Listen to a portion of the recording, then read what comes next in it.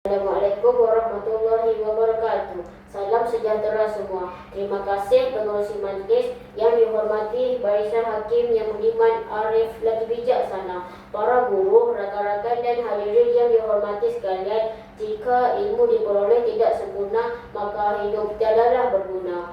Jangan bertindak sebelum berfikir agar tidak kecewa di kemudian hari. Apa khabar kawan-kawan? Semoga semuanya sehat. Pada hari ini saya Luqman Hakim Syafi'i akan menyampaikan sebuah cerita yang bertajuk Maafkan Cikgu. Kenapa cikgu pula yang kena minta maaf? Kalau kawan-kawan semua mau tahu, marilah dengar cerita saya. Kawan-kawan yang saya hormati, kisahnya adalah tentang seorang anak yatim yang bernama Amir.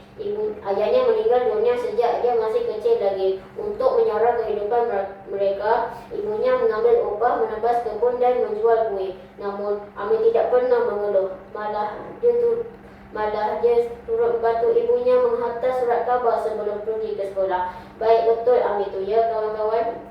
Seperti biasa, pada pagi itu Amir mengayuh basikalnya laju-laju. Berpeluh-peluh badannya. Amir bimbang akan bertemu dengan Cikgu Hakim, guru disiplin di sekolahnya. Mendengar namanya saja sudah membuat pelajar kecut perut, apatah lagi bersemuka dengannya. Seramnya. Ingatlah kawan-kawan, datang lewat ke sekolah bukanlah sikap yang baik. Ketika sampai di sekolah, jam tangan Amir menunjukkan pukul 8.30 pagi. Dengan langkah yang tergesa-gesa, Amir pun menuju ke kelasnya. Tiba-tiba, Amir, nama Amir dipanggil. Panggilan itu lantas mematikan langkahnya. Degup jantung Amir bertambah kencang. Terlihat wajah Cikgu Hakim yang sangat serius.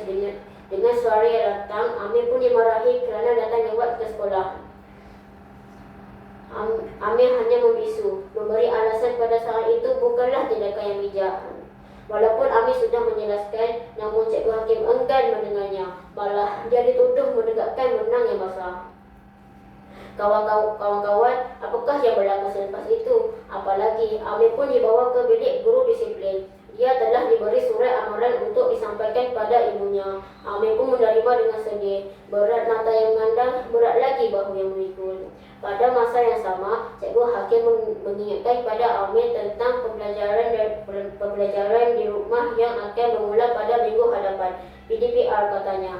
Sebenarnya, dalam tempoh belajar dari rumah yang lalu, Amir tak pernah sekalipun mengikuti pelajaran yang diberikan. Apatah lagi membuat latihan. Amir kecewa kerana dituduh sebagai pelajar yang malas. Padahal dia bukanlah seperti apa yang disangkakan. Namun, jauh dari sudut hatinya, Amir begitu lega kerana tidak perlu berhadapan dengan guru disiplinnya lagi. Setelah sesi persekolahan tamat, Amir terus menuju ke rumah. Selesai solat, Amir ke dapur kerana perutnya terasa terlalu lapar. Tak kala dia hendak menjamah makanan, dia teringat kembali peristiwa yang berlaku di sekolahnya tadi. Seleranya hilang. Amir pun membuat keputusan untuk ke kebun Pak Megat untuk berjumpa dengan ibunya. Amir ingin menceritakan peristiwa yang berlaku di sekolahnya tadi. Sebaik sahaja terpandang wajah ibunya, Amir berasa tidak sampai hati untuk menceritakan perkara yang berlaku. Malah dia turut membantu ibunya menyelesaikan kerja. Bagi Amir, ibulah segala-galanya. Ingatlah kawan-kawan, syurga itu di bawah telapak kaki ibu. Kawan-kawan yang saya kasihi, pada malam itu Amir termenung panjang. Dia teringat akan kata-kata gurunya tentang belajar di rumah. Apakah dia harus mengulangi sikapnya selama ini? Siapa yang rugi? Nani kan ada. Aku boleh bertanya pada dia latihan yang cikgu beri. Takkan aku nak minta mak beli telefon mula. Mana lagi duit nak bayar internet? Fikir Amir. Lama Amir termenung.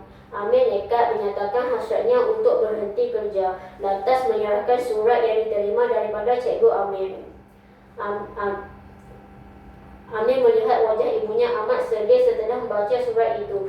Bagi Ibu Amir, dia masih mampu menyara kehidupan mereka. Apa yang diharapkan oleh Ibu Amir ialah Amir berjaya dalam mata pelajaran. Kawan-kawan yang disayangi sekalian, sebagai murid tahun 6, Amir dapat berfikir dengan baik. Dia telah membuat keputusan untuk berhenti kerja. Dia berazam selepas ini dia akan datang awal ke sekolah dan belajar bersungguh-sungguh. Dia juga menanam azam untuk mengikuti kelas atas talian yang akan bermula pada minggu hadapan. Amir akan bertanya Nani, satu-satunya kawan yang berjiran dengannya, untuk sama-sama belajar di rumah. Amir rela terbakar muka belajar di rumah kaum perempuan, asalkan dia mendapat ilmu. Justru keesokan harinya, pagi-pagi lagi, Amir telah sampai ke kedai Pakcik Mutu tepatnya mengambil surat khabar. Dia ingin menyatakan hasratnya untuk berhenti kerja. Selepas itu, Amir mengayuh basikalnya lebih laju dari biasa. Amir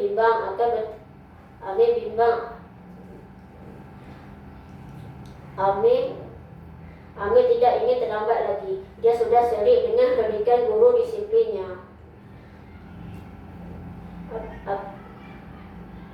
Dia kini Amir bersemangat untuk belajar.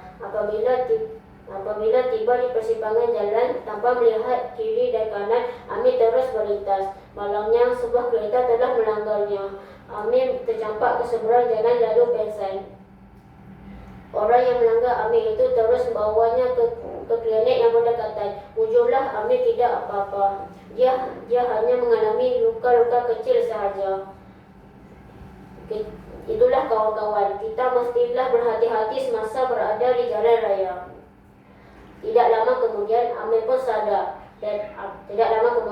sadar dan dia terkejut melihat Cikgu Hakim berada di sisinya. Dengan wajah yang ikhlas dan mesra, Cikgu Hakim meminta maaf atas kecuaiannya menyebabkan Amir tercedera. Maafkan Cikgu, Amir. Cikgu Hakim minta maaf sekali lagi kerana tidak tahu kesukaran yang dialami Amir selama ini. Amir mengangguk-anggukkan kepala lalu tunduk kerana merasa malu apabila memandang wajah cikgunya.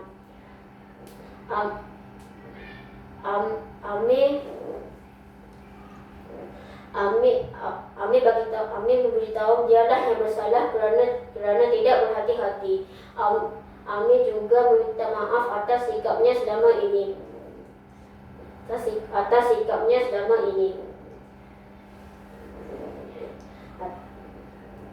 Begitulah kawan-kawan, niat di hati untuk membantu keluarga adalah sifat yang mulia. Kita mestilah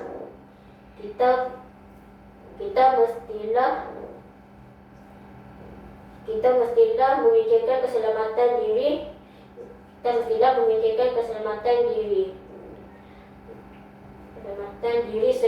Sekiranya kawan-kawan telah melakukan kesalahan, janganlah malu untuk meminta maaf, kerana orang yang mengakui kesalahannya